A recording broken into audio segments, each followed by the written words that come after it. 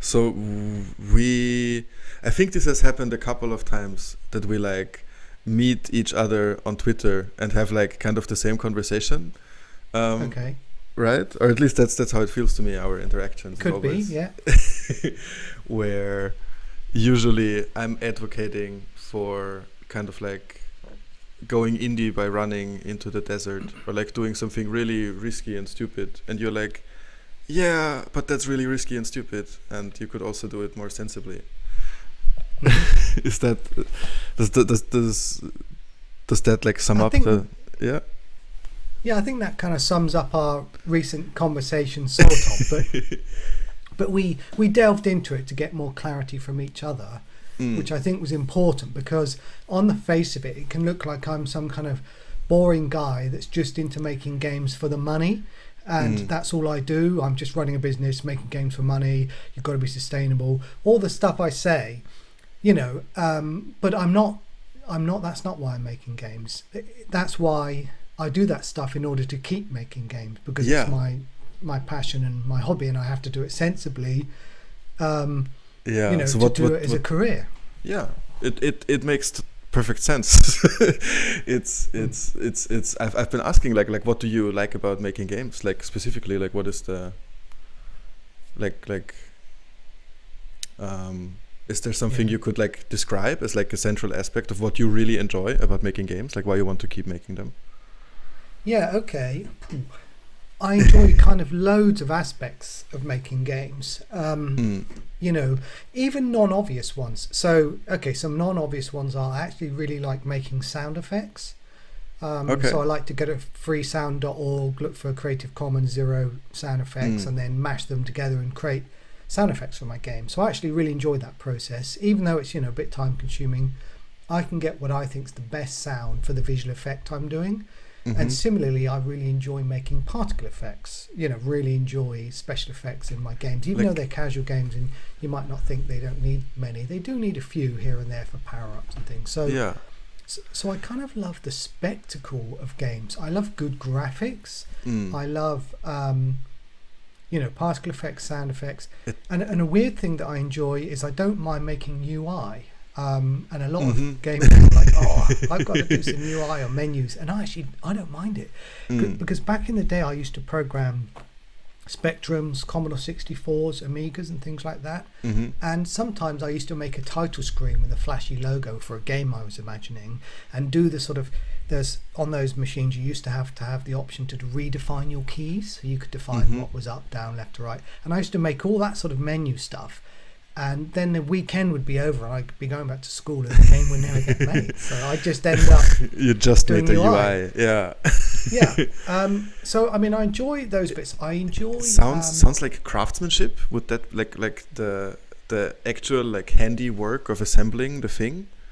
Would that really be? Pleased. Yeah, I'm really pleased you picked that word, because that's the exact word I was going to use. And someone else once called me a craftsman. Yeah. And yeah, and so, you know, I mean, there's the creative stuff at the beginning of the game. That's super cool fun. But then when it gets to stuff like the artists have provided the art, I don't just plug it in. I often we give them a lot of feedback and iteration, but sometimes I go in and tweak and fix things myself, or fiddle around with the UI and get it even more perfect how I want it. That's all kind of time consuming, and it is possibly a detriment to running my business. But I find it deeply satisfying doing the craftsmanship of the visual stuff, the sound stuff, and even the balancing. I think about the balancing a lot in detail and make spreadsheets and test programs. And I try to make my games as well crafted as possible, and I take pride in that. And so, in a sense, it almost doesn't really matter what game I'm making. I still enjoy all those aspects of it. And I don't really enjoy the marketing, the running a business, the doing the accounts, the having to do biz dev, the having to go to conferences, except for chilling out and talking to people. That's fine. So I don't enjoy loads of other stuff about being an indie. My core thing is I just want to make the games and have a career from that. Yeah, it's fascinating. It's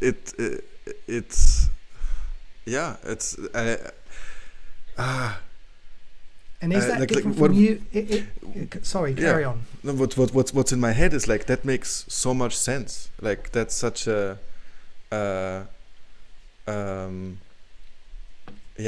Thanks for that explanation. That really, that's where I'm coming from. Yeah. And I don't mind. Here's the thing. Also, I know a lot of indies, and we should talk about yourself and your games, because your games, you clearly innovate and come up with sort of wacky concepts, if I can use that phrase, and interesting things.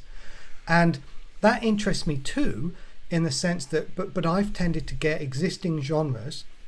So I've made match 3 games and solitaire games and stuff, but I've innovated within those genres. So I've gone, what this game could do with, like for example, Shatterhand was a turn-based solitaire combat game, which which is super like it out there. Super wacky, or like wacky to use your turn. It's like it's a mashup.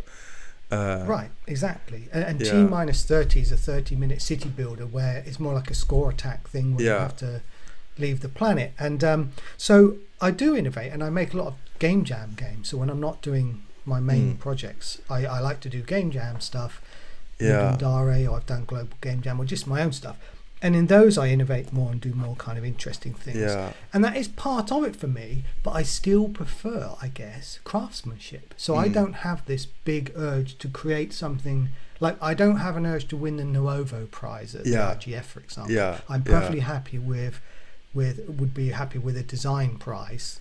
You see what I mean? It's like that's a kind of, that's the, is it I was like, when I was thinking, you know, like I knew we would have this chat. I think we talked about it a few days ago. I was thinking like, okay, so from your perspective, like I must be annoying as fuck, constantly harping on about all of this stuff, but like not really, like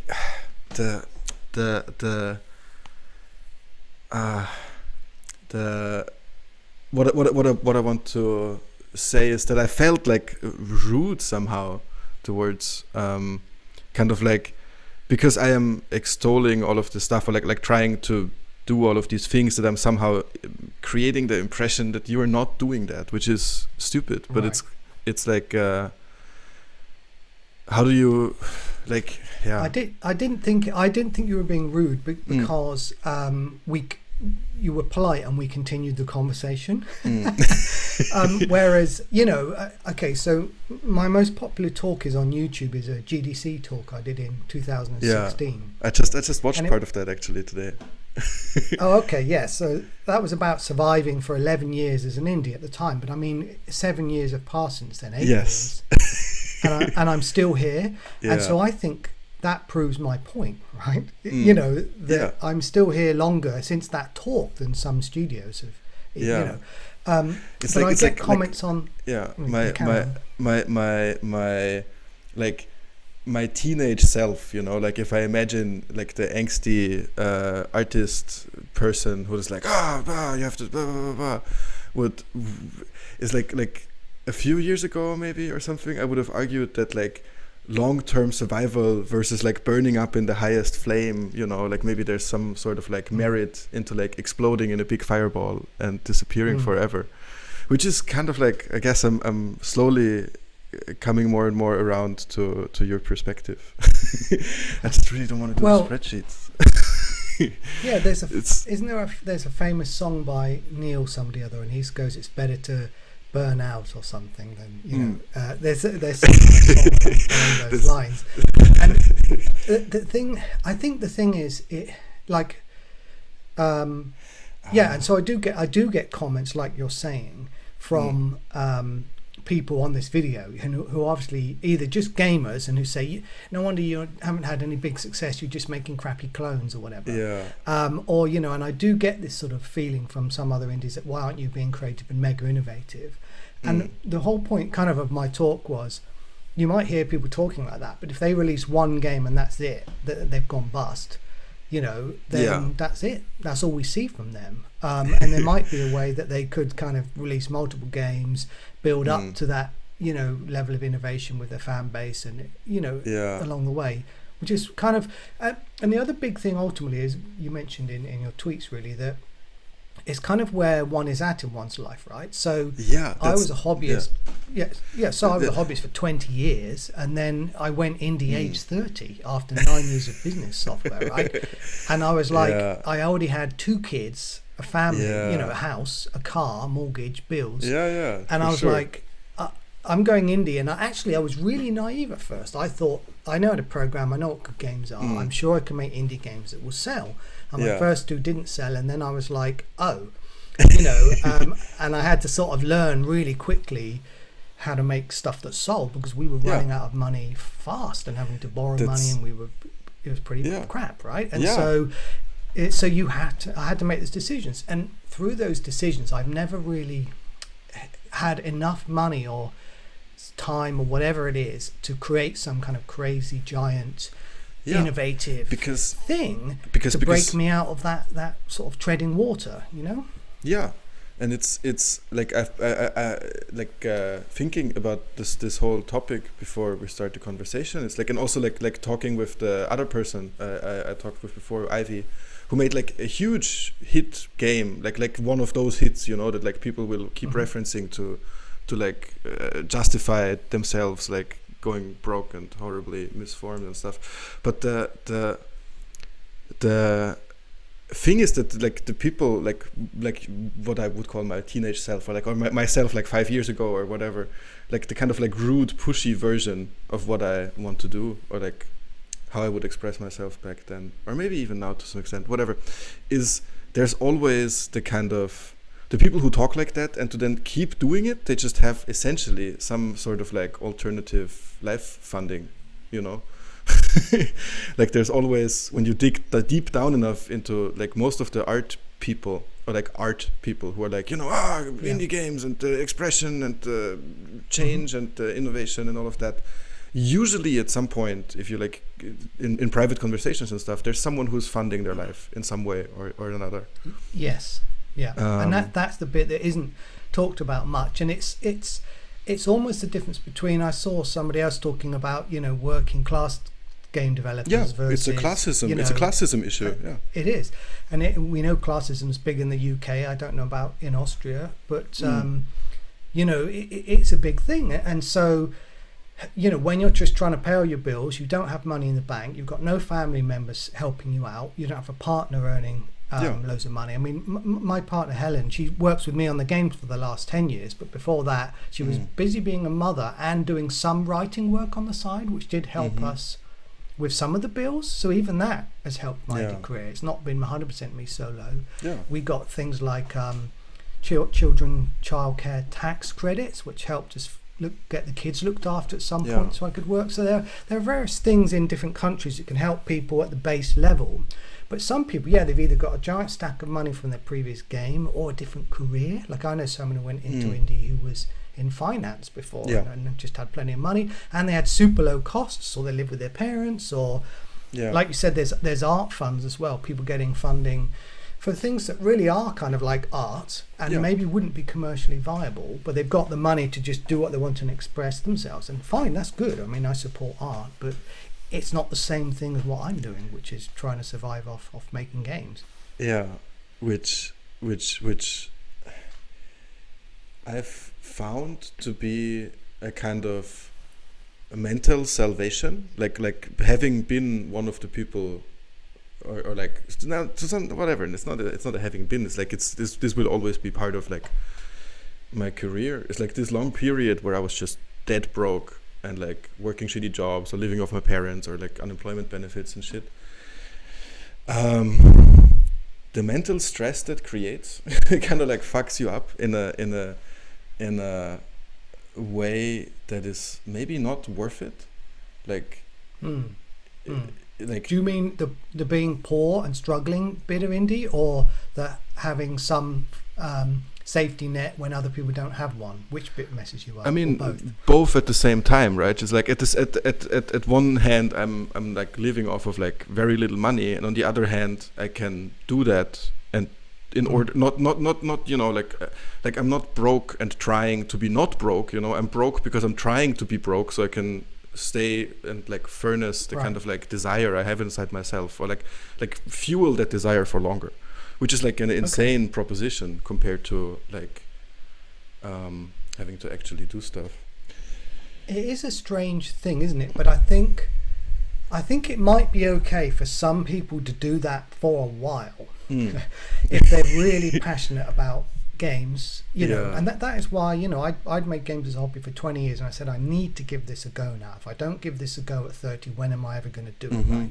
Was it like a thing like at 30? Like when you were turning 30, you were like, that's like the Yeah, cutoff on my point? 30th birthday. Wow. Like literally, I was like, I've been doing this business software for 9 years.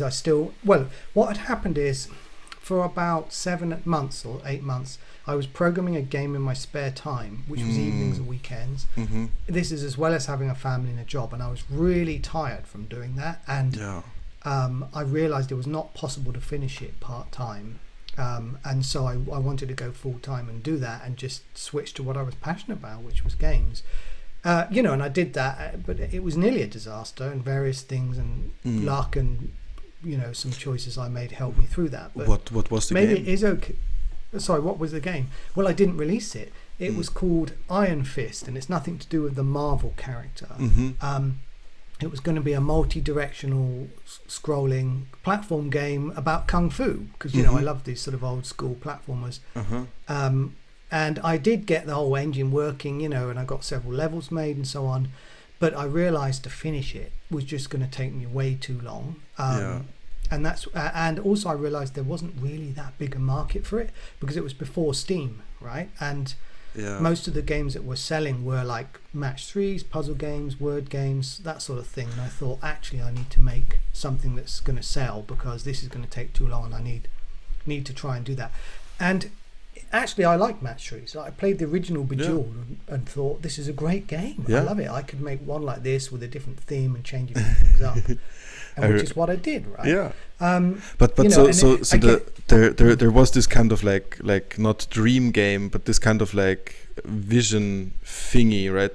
Like there was completely like you made that completely without considerations for market or something, right? Yes, I started this game because I really wanted to make this type of game, and I got pretty far into it and was really enjoying it. But there was a sudden realization that, well, one, I needed to go full time to work on it, and then shortly afterwards I realized, wow, actually, it's going to take ages, and there's no viable market for it, and no money's coming in, and I had to switch mode basically. But then you still had the craftsmanship that was like emotion, like because that is always the thing, right? It's like to do indie in any capacity, like in any like risk level or stability level, is always going to be extremely exhausting and extremely difficult. So like there needs to be some kind of like motor to keep that going, I think, because otherwise I just don't see a point. There's got to be an internal drive to want to create something fun and beautiful and nice, or interesting, if that's what your particular thing is you're going for, right? So you've got to have that drive, the same drive you would have for wanting to learn and play an instrument, or do an interesting sport, or go on hikes, or any kind of other hobby. But just when you take it full time, it changes things, right? Some people say don't try and do your hobbies full time, because when you do, it ruins them, right? You know, and you lose that original spark or fun you had, because suddenly you've got to sort of, you know, monetize that, right? Yeah. And you have to think differently about it. And I mean, I guess that is the part, you know, where like the moment where you realize like, oh, this has to be like monetized, where it kind of like crushes that out of it, right? Like I'm very much like driven, imagine me as like someone who's like shouting about like the meaning of art or something, and nobody's listening. Like that's how I saw myself for a long time, and it's like that's kind of like what's pushing me, and then or like what was pushing me, and then at some point that went away much larger. Like when you talked about the craftsmanship stuff in the beginning, I really felt the deep connection there, because it's much more about the like what drove me changed, I guess, or I don't know. Sorry, I'm figuring this out in real time. This is that's fine. Well, I've got an analogy, because I went. Some new friends we've made invited us round for a roast dinner yesterday, which was very nice. And I was chatting to the guy there who was in a band in his youth. I don't think he is now, but you know, he played guitar, but he was mostly a lead singer and so on. And the funny thing is, I also play the guitar since I was 15 or something, right? And I've been in some bands, heavy metal bands and stuff like this. And we did a couple of gigs. But what I said to him was, unlike some of my other friends who were into music at the time, who clearly wanted to get up on stage and strut their stuff and attract the girls or whatever they were into, right?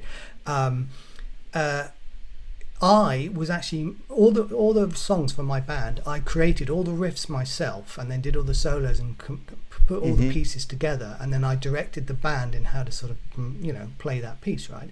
And for me, it was always about creating the music and enjoying creating that music and challenging myself to create something new and interesting. Way more than ever performing. And even somebody in the band was like, "We should make a recording, go to a studio and do all this stuff." He was the bass player, right? Who had this giant ego.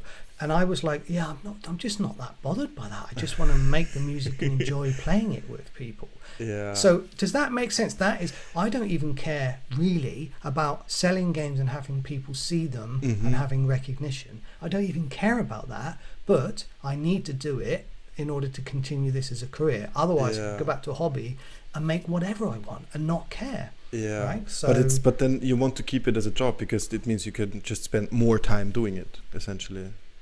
Yeah, more time doing it. And also, here's the thing. I mean, there's clearly some kind of compromise between making a free-to-play, mobile game or a gambling game or something, right? That one end of the spectrum, and being the arty indie making stuff, obscure stuff on itch, right? I know you've got lots of stuff on itch, so I'm not dissing that. I think it's great. Yeah. So there is that sort of platform, but there must be somewhere in the middle, I think, where you can try to do the stuff you want to do, but you also have to realize there's a commercial aspect to it. But when you're your own boss, of course, running your own indie company, I get up when I want, I work when I want. Sometimes it's too much, sometimes it's not enough. And no one is my boss, except for if I get funding opportunities, then there's a third party involved and there is other pressure.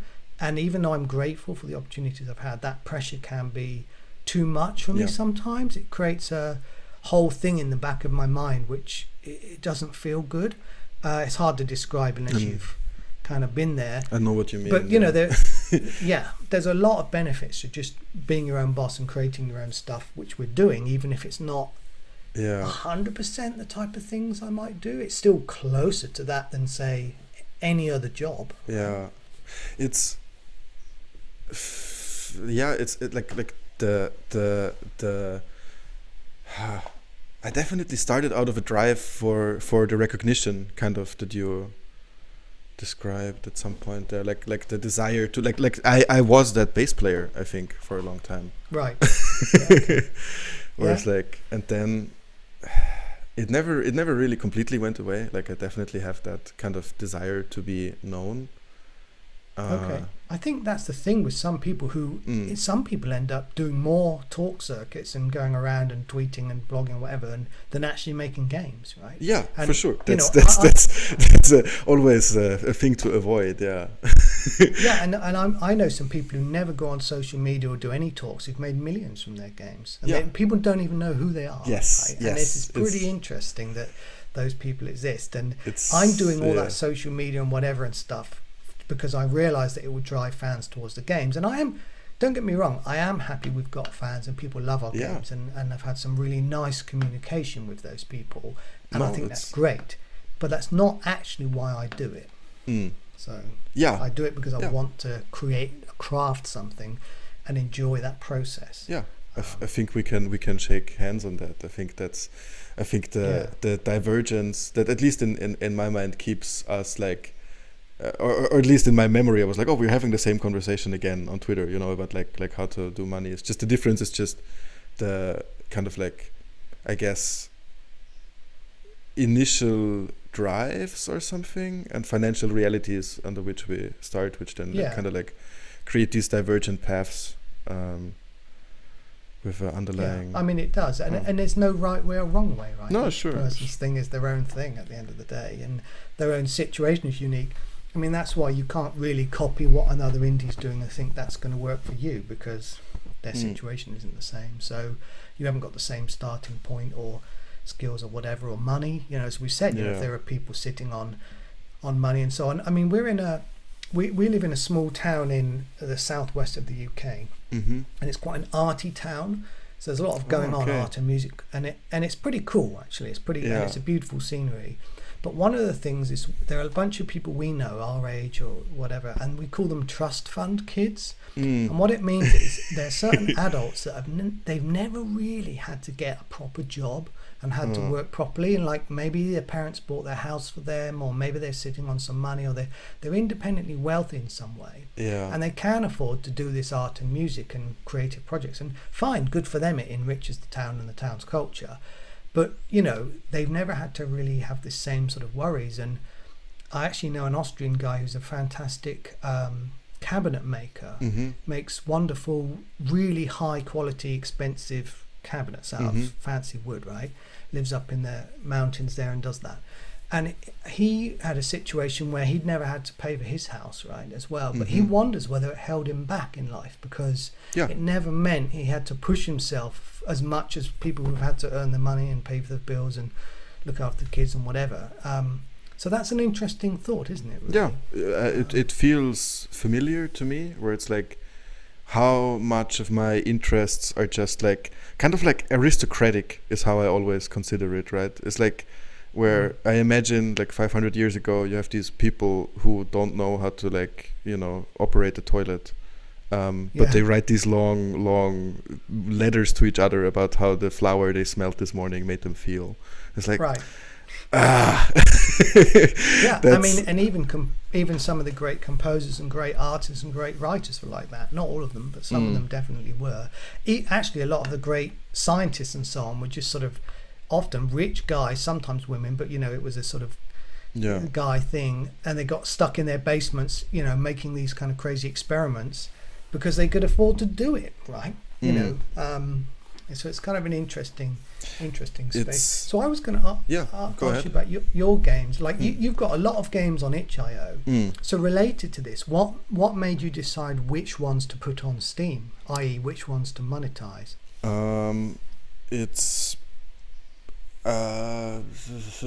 It's different, really. It's like I've had a huge struggle to even start selling games at all. Like I was with this a mental block, you mean? Yeah. Like I couldn't do it. Like it didn't feel right. Like I at one point I charged, I think, like $3 for a game, and I felt really bad about that. And I was really like, oh, is this worth it? Like agonizing over people actually buying it and the responsibility of it, you know, and like, oh no, someone. So it took a long time, and it kind of like resolved itself with a group of people from England. We met in Sweden, we made a game together and just sold it, because it was just like I realized I couldn't go on just making games and putting them on the internet for free. Like mentally I couldn't sustain it. Financially it would have been probably possible in some way, like my parents were very supportive, but it just I couldn't handle the pressure anymore, you know, of not right. I felt like an entropy hole, you know. I felt like I was just sucking energy in and giving nothing out. Okay. Interesting. And then it was just like some games I can just kind of feel like how I decide which games I sell, or like which games I make in order to sell them, right? Because the games that I put for free on the internet, like I don't really, like I make them in like a few days or something, like really quickly. Right. The deciding factor is like how much potential in them I see for like something that is really interesting for me to work on. And then if there's something that I know will sustain me long enough to like weather the development period, like if I'm like, there's something in this prototype, in this little experiment that will really like speak to me, or like there's some material in there that will keep me engaged for long enough to actually put this into a game that I can then sell, you know, like, because to sell a game, it needs to have a certain thing, I think, or at least the stuff that I do is like so unconventional, or like there's no market for it, essentially, right? Like I'm or at least there's, I don't know, but like it doesn't really like if I try to get like traditional funding for these games, like people would not give me any funding because there's like no demographic calculations or something. Right, like that. they're like, there's no demographic. How am I going to 10 times my Yes, investment? right. It's like it's experimental comparatively. It's not super experimental because it's comparatively experimental. So I cannot really get a publisher, and they take so long, and it's too much business. So it's like I choose the project based on like, will this interest me for long enough so I can finish it in a state where I can then charge money for it that will sustain me for long enough to make the next one. Like that will just give me some money. That makes Yeah, that makes sense. I mean, the thing is, if you've done a lot of small projects, I have as well with the game jams. Yeah. And I think back to the games, the days when people made flash games and put them online. A lot of those were very small. And what can often happen with flash games or game jams is you make a game concept which is totally fine for someone to play for 5 minutes, and they go, that was cool. Yeah. But it doesn't sustain itself Exactly. for 1 or 2 hours of gameplay minimum, which you want to try and at least reach so you don't get refunds on Steam. Yeah. Or beyond that. And so a lot of game concepts don't expand. Yeah. You know, they're cool in the moment, but they don't expand. And you've probably found that some of yours you could take to the next level, and they're interesting to you, but they'll create enough content to, you know, not feel guilty about charging people money. Right?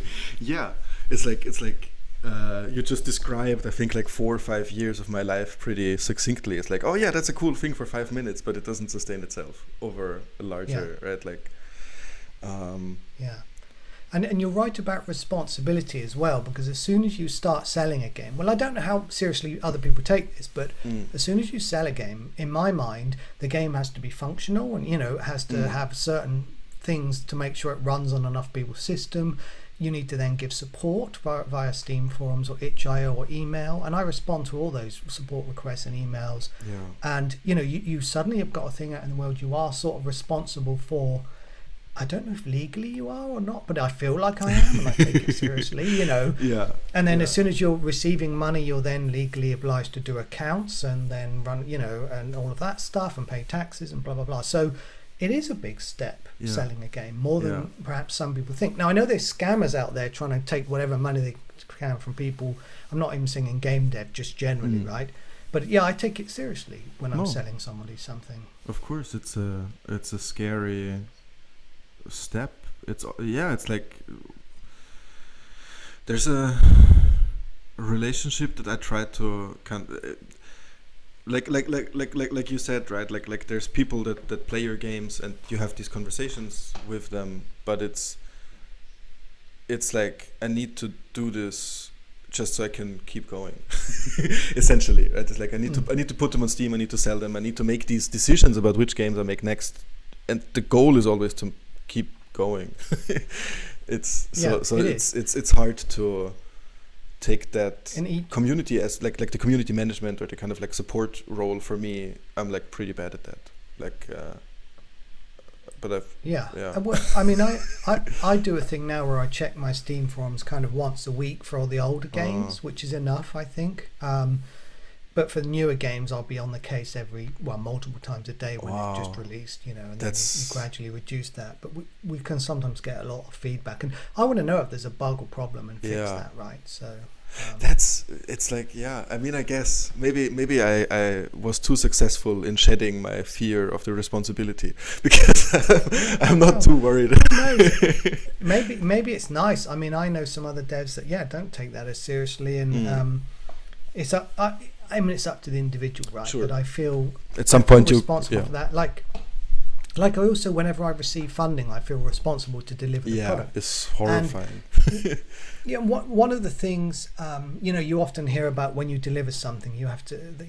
There's this thing about it can be delivered on time or good quality, or like you get on with the people or something. Yeah, like on and I think on budget, on time, or and then what's the other one? On specs, like it would on spec or I don't know. Right, so some impossible triangle, impossible triangle, right. So whenever I have a third party funding me, what tends to happen, and this is not a very good advert for myself, is what tends to happen is the game is late, but I never take any more money from them, and normally they get a way better game than they were expecting, because I can't help myself by just I can't release something just because it must be released. Yes. The only time I did do that was was with T minus 30, I was really trying to stick to the budget and the time scale for everyone involved as an exercise to see if I could do that. And I made harsh decisions about what to cut, and things didn't make it into the game that I would have liked to put in. But each time I made sure the game was still playable as a whole and fun, and I tidied up all the loose ends so that it was shippable. And if there was another month or two of funding, I could have done quite a lot more. But there wasn't. And so we just did it as is. And that was a success. But something like Regency Solitaire 2, which I'm working on now, it's nearly 2 years now. And we did get some help at the beginning for it, but that money is long gone. And we're nearly running out of money. We're getting a bit desperate. We've got to release in February on Steam, or we're in kind of big trouble. And that's assuming the game even makes any money, which is an unknown. You might think it would because it's a sequel of an okay game that did okay before, but nothing is guaranteed in the indie space, and I think it's getting harder. So, how do you feel with that pressure? Like, is that comparatively a lot of pressure, or? I've had this pressure before. So I'm used to this pressure.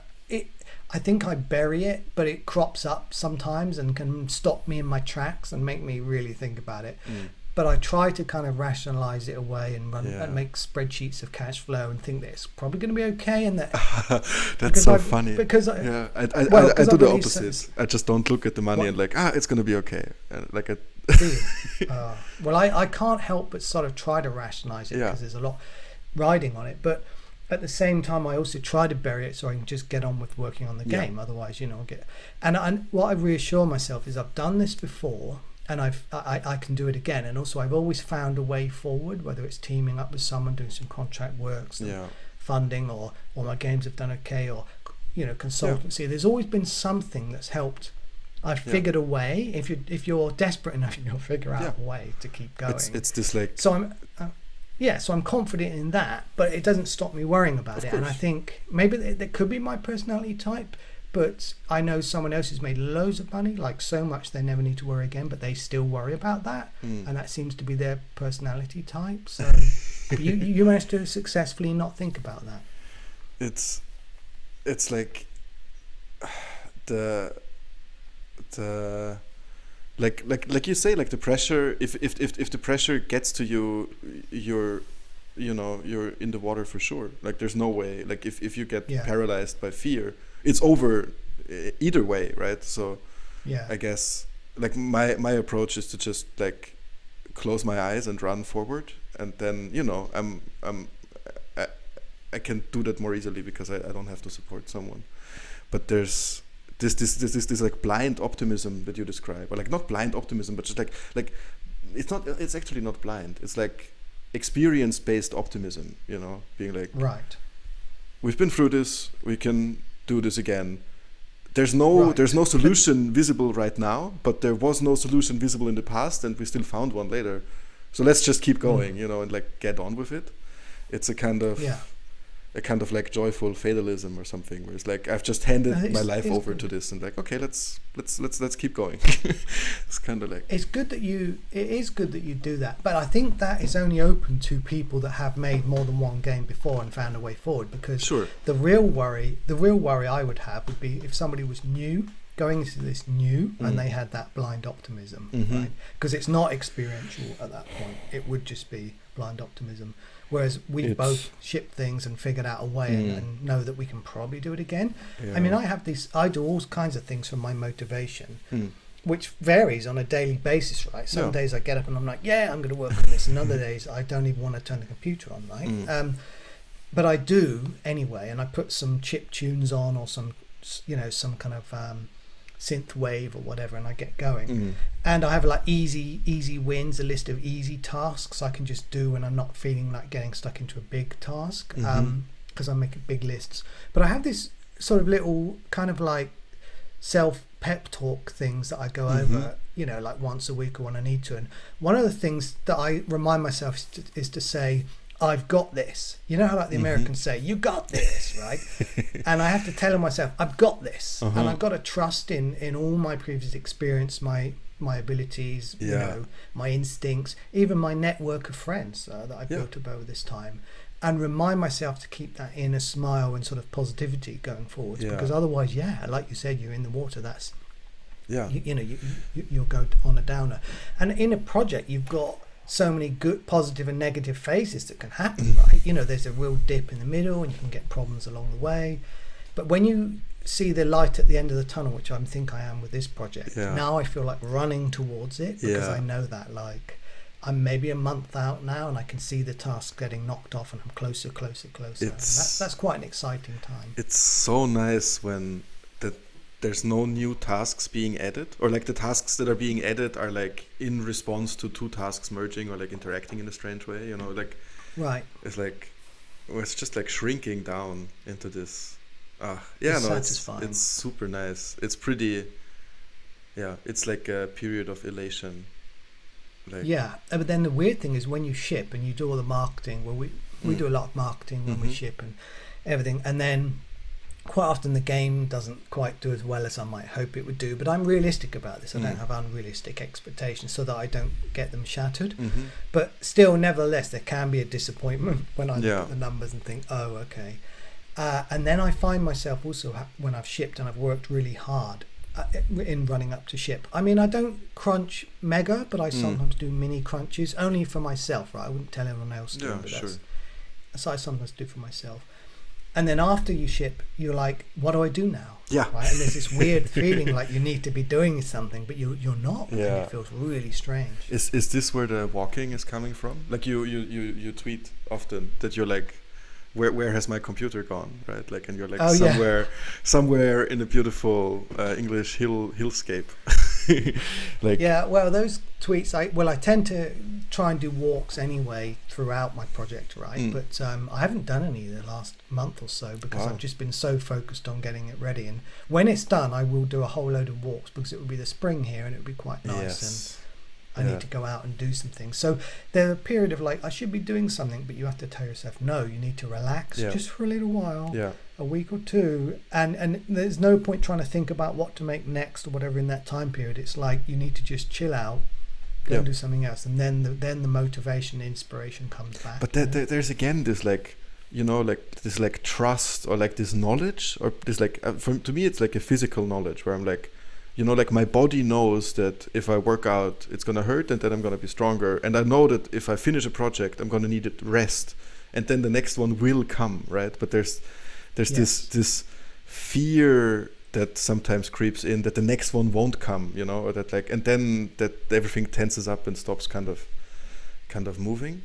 But you're blocking yourself mentally. That's why you've got to not do anything. Yeah. You can just go and chill out if you can afford to. Yeah. Right? Just go for some walks and do whatever. It's fascinating. It's like this project based life has these kind of like seasons or something almost that are not matching with real seasons at all, right? Because it's like who knows when something finishes and doesn't. But there's this like kind of like, because like I've been doing this full time now for 3 years, I think.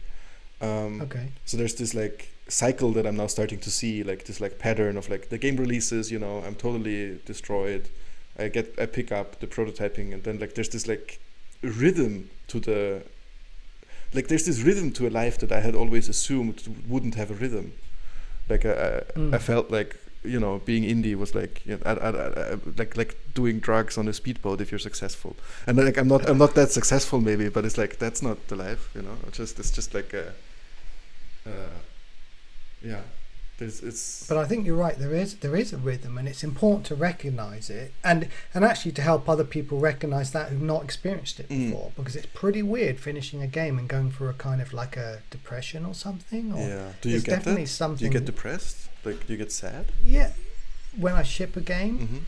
Yeah, I think so. Yeah, I think possibly because I've worked so hard, and perhaps because it's never quite gonna. Hit the targets. The money is never quite there. And I try not to think about that too much. I wouldn't call it proper depression in the sense of like needs medical intervention. I've had that before, so I know what that's like. But it's definitely something. It's definitely you come down off the high of working on your game, 24 hours a day and thinking about it constantly.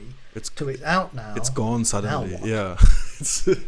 And then that thing, it's like finishing a book, right? Finishing reading a book. And You've the characters, you've been going through that with your wife. Like you've been doing that together. Like how does that Yes. how does Yeah. that work? Like do you then grieve together for the project when it's no longer there, or like Yeah, she gets the same feeling of needing to sort of do something. She should be doing something. Often towards the end, though, she's doing more of the marketing and I'm doing more of the sort of frantic code and balancing. So we've got slightly different roles. But yeah, I think she feels it too. But then what we're actually going to try and do is go on a holiday to Scotland this time. that sounds super nice. And yeah, and we would take some pictures of some nice scenery there, castles and lakes and mountains, and try to incorporate them in our next game, which actually we're already planning.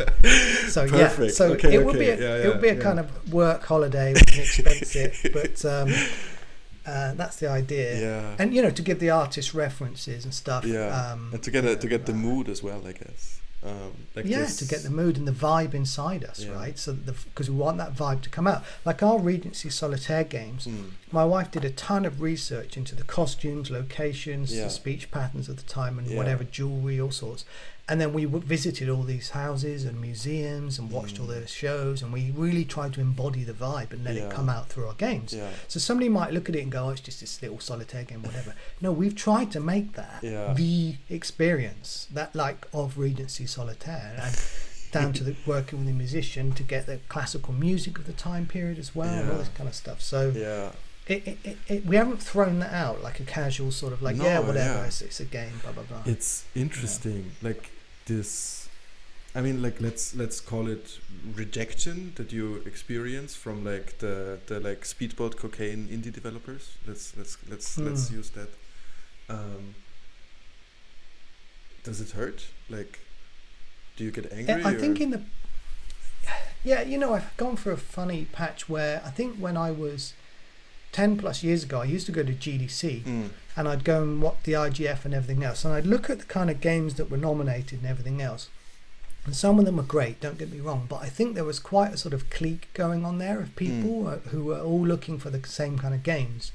And I remember some of mine got rejected, and I heard some of the feedback. Some of the people were like, this is actually a really great game, really good fun to play and everything, but it's not really an IGF type game. And I'm like, what the hell is an IGF game then? Because I made a game that people love. It's got highly rated. It's made money, which is, useful. That's rare. But what are these people looking for? Because for me, a game does have to, at the end of the day, be fun. But that's the art versus, whatever argument, right? But I mean, I still think I mean, I would assume it doesn't have to be fun.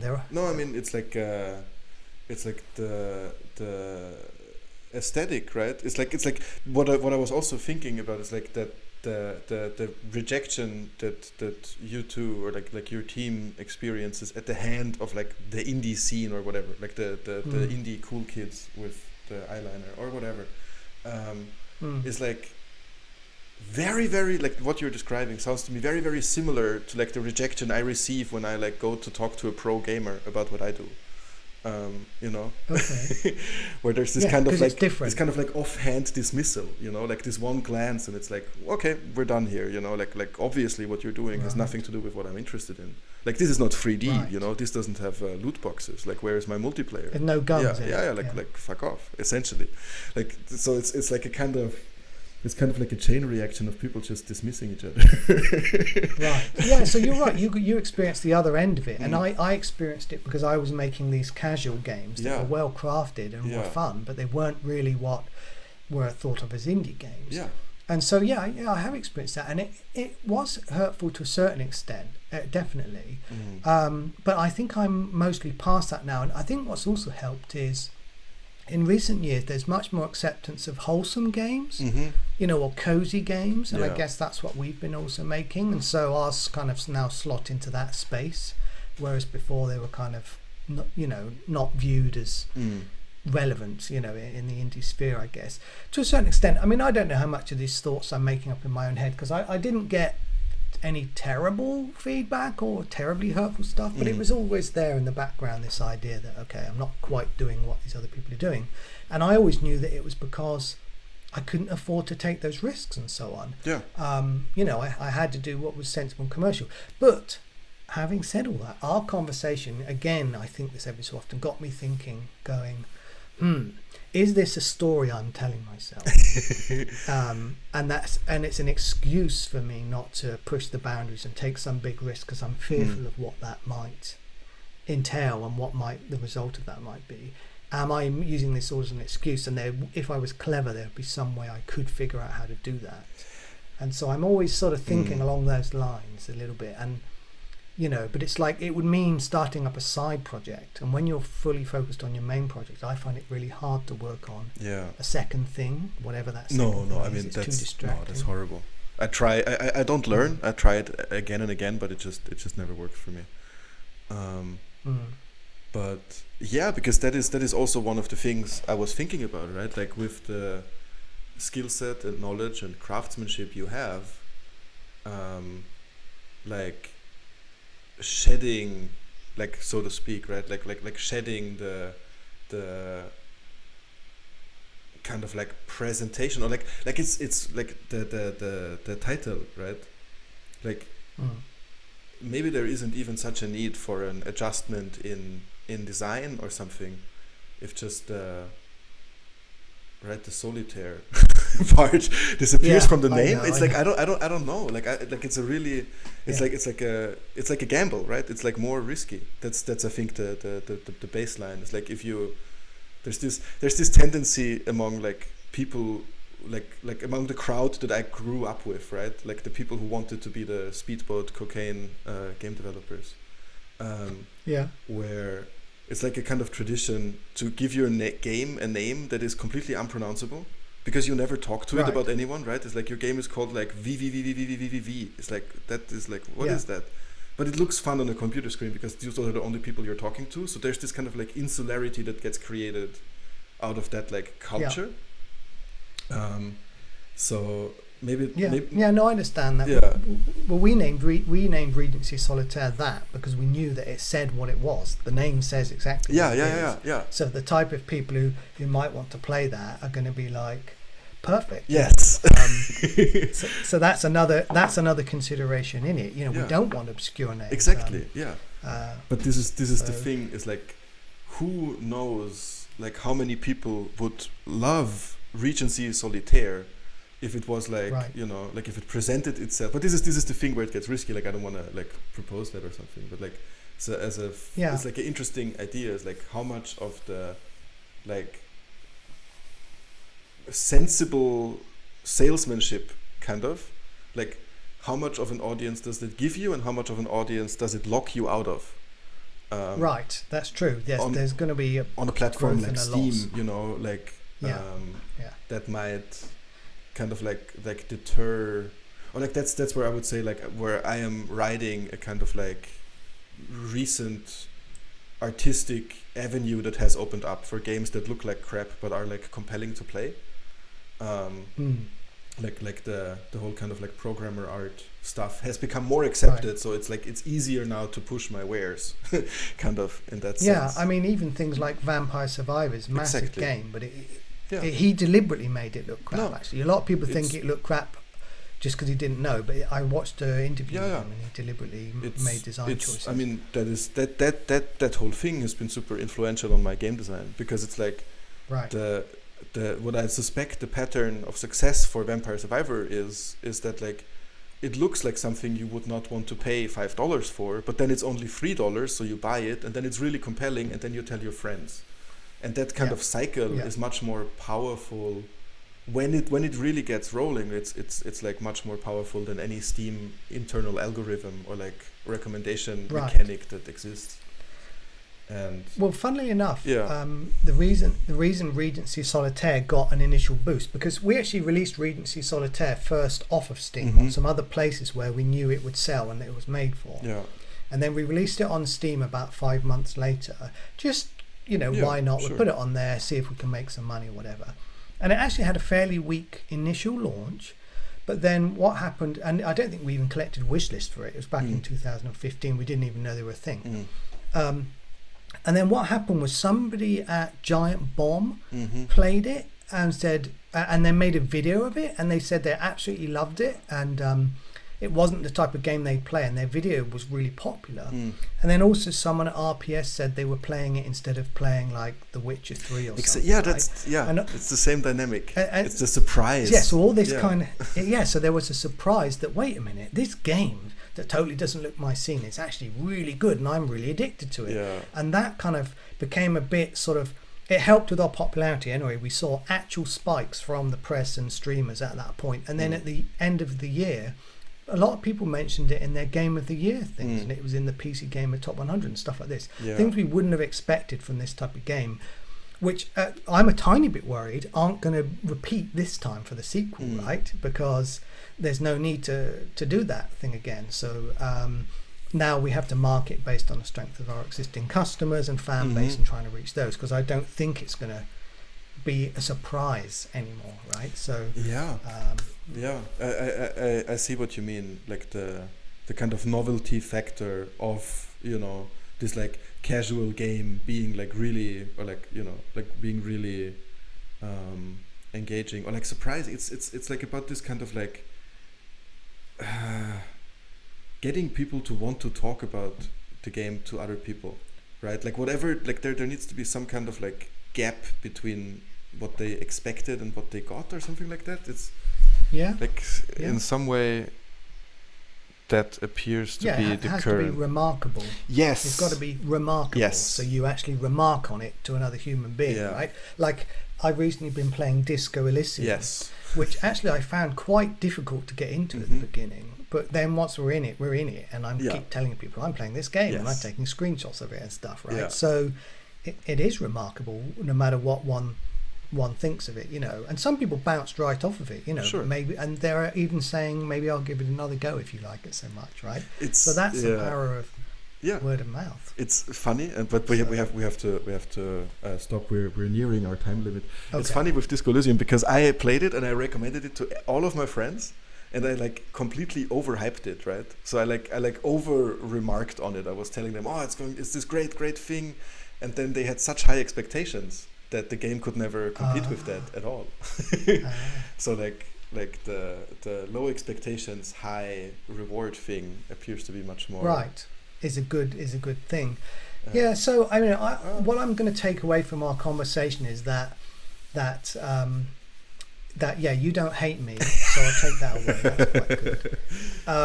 And I don't hate you, but you know, I still want to think about how I can innovate more within my space in a safe way. But part of it has always been I need to keep making these games I'm making to put enough money in the bank to take a chance, but it never quite happens, you know. But I need to find out a way if I can do it on more of a budget, and we'll see. It's a interesting. I mean, you know, this is the type of stuff I read, and it completely confirms my point of view. So I'm like, yes, this is correct. But it's like the type of thing where you can kind of like optimize your way out of security. You know, like if you build, I don't know, I cannot think of a proper analogy, but it's like you can kind of like make something so safe that it stops being the thing it was supposed to be. I'm not implying you do that, right? But it's just a thought I always have when I'm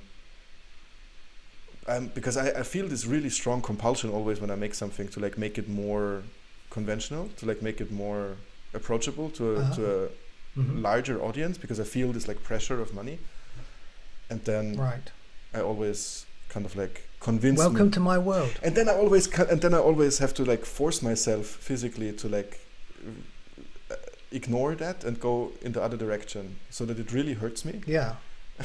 So that interesting. It's really like Mussolina was completely riddled with like very standardized game mechanic practices over the course of development, because I lost like faith that it could work, and then it was always like, no, I have to be like the most radical version of itself, because only then will I attract the weirdos, right? Like if I'm not going for the interest seekers. I'm not going for the main market, I'm going for the people who are 180 degrees turned away from the main market. That's a good point. I mean, Dan Cook called them curiosity seekers. He had this theory that indie game fans are really curiosity seekers. And they are, whereas most other game fans want something like they played before, but it's similar. You know, just with a twist, right? But then and that's kind of what we're doing with our games, is that they're like other solitaire games but with a twist. And that's what we're doing. We're not necessarily appealing to the curiosity seekers. And it would be it's like, I think then if I look at it as like a problem, it's not my problem to solve, right? But then it would be like how do you get people to like activate to talk about it? I don't know, to like recommend a game to their friends. That I mean, that is, that's a fucking self-fulfilling prophecy thing, because I no, but like for in my head, because I believed that would work, and then it worked for me, so now I think it will work in every situation, right? Like I have programmed myself to give the same like recommendation to everyone I meet because of a thing that happened to me, which is not useful. Yeah, no, it could work. It may or may not. It might depend on the genre. Just as an interesting finale to our conversation about indie, struggles of being indie, I received a text now that said your account ending in blah blah blah has entered an arranged overdraft. Oh, so so that's what I mean. I need to get our game out the door, right? This is the realities of the things that we do. It has to get done, and you cannot get overwhelmed by fear of that text message, because otherwise the game wouldn't be done, and then the text message would become real. Yeah, so true. I'm okay with it. I've seen it before. I've been here before, and I will weather it again this time. Thank you so much. Thank you so much thanks for talking. having this call.